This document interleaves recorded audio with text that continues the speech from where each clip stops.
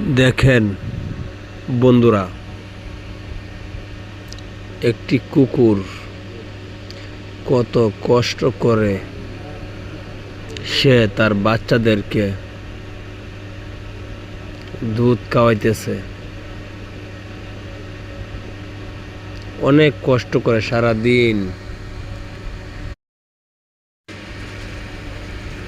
অনেক কষ্ট করে তার বাচ্চাদের জন্য সারা দিন সে কত না কষ্ট করে তার বাচ্চাদের জন্য। দেখে অনেক মায়া হয়।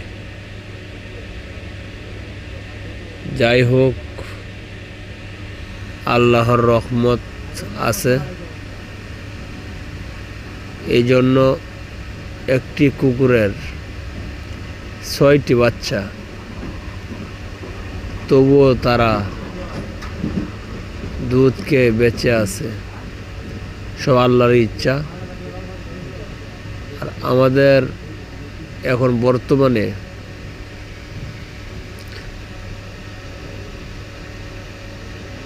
প্রত্যেকটি মহিলাদের সিজার লাগে। কারণ কি? শুধু সিজার লাগে। আর আপনারা দেখেন, এই কুকুরটি সে 6টি বাচ্চা দিয়েছে,